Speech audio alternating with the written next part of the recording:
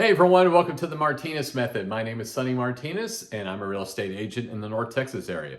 Okay, we're buying a home. We just had the home inspected. It might have a foundation issue. What do we do? Okay, it's a seller's market right now. All right. So when the inspector says, hey, it might have a foundation issue, Okay, hear the term might? So here's what we do. As a buyer's agent, I call the seller's agent and go, hey, we would like a foundation licensed tech, licensed person to come out and check out the foundation. Okay. The good news on that foundation company wants some business. All right. Now, an ethical company is going to come in and go, you know what? There's nothing wrong with it. If there's nothing wrong with it, an ethical company is going to go, you know what? You've got 4 piers that need to be adjusted. 4. And here's the estimate on it. Well, and that's where we ask the sellers to pay for that. I was selling a house one time and they had 9 piers that needed to be replaced. Fortunately, the guy knew a good foundation company. We got it fixed. It was about $1,200 to replace the piers. The plus side of that is this, and this is what we have to explain to our buyers. The plus side is this. Once you get those piers adjusted, you get your 30-year transferable warranty, okay? And make sure you get that. Hey, yes, let's adjust it. I want that transferable warranty. Now, the question I got, like, how do we know if that company is going to be in business for 30 years? Well, most likely, if they've been in business 5 to 10 years, they're probably most likely going to remain in business. We're in Texas. It's not a matter of if you're going to have foundation issues. It's a matter of when. So I try to convince buyers of this. Wouldn't you rather have a home that had a foundation repair or try to get this home that's kind of like, with no foundation repair, and you're kind of still put it with other things? But this one, great interior, everything's been remodeled on the inside. They did have some piers replaced. You got a 30-year warranty on that. Now, that's not a warranty on the other side, but at least they fixed everything and it's warranty.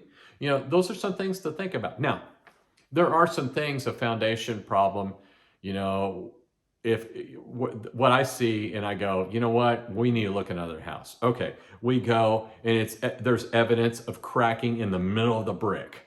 Like, okay, to me, that's kind of borderline, kind of severe on that too, that there was some big movement for the middle of the brick to snap, boom. Yeah. Now, the mortar around it, very common.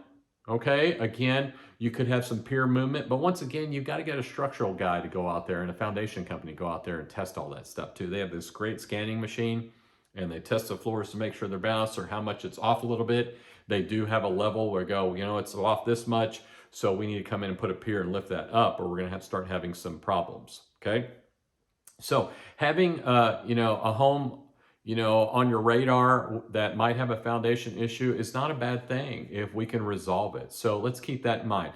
The other thing too is if the home doesn't have gutters, start thinking about getting gutters or coming up with another solution, because you've got to keep that dirt around your slab so that way you can keep, water it and all that kind of stuff, but you got to keep it close so you don't have erosion building in, because once you start having erosion, that's where you start having some cracking or some movement and things like that too. So I know foundation people and I talk to them about it all the time.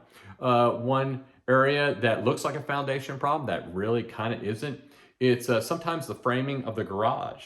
If the sun is always beaming on that wood against that brick, eventually it's going to warp because of the moisture from rain. And if you don't keep up with the paint, it'll pull away, or the caulking will pull away, and people go, well, there's a foundation issue. We don't know. As agents, we don't know unless we get someone out there to look at it too. Okay. There's also a expansion joint in the middle, like a 2-story building. You'll see it, it's got caulking all up. Well, it dries out and people go, well, that's a foundation problem. Well, not necessarily. We just may need to scrape out the old caulking and re-caulk it, okay? But again, we don't know anything about foundation issues unless, it's very transparent. We can kind of get a good guesstimate. or we just need to get somebody like a foundation licensed repairman to get out there and tell us. Again, those guys want business.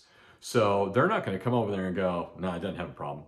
They go, no, it's got issues. If it has issues, it's going to say, no, there's 5 piers that need to be replaced. When would you like us to do it? And I'm okay with that. I'm all right with that too. So keep in mind, I only put this out there because, when you're a buyer and you're limiting yourself to a certain, amount of home that you want to buy, like a certain price range or in a certain area, there's some things you're going to have to put up with.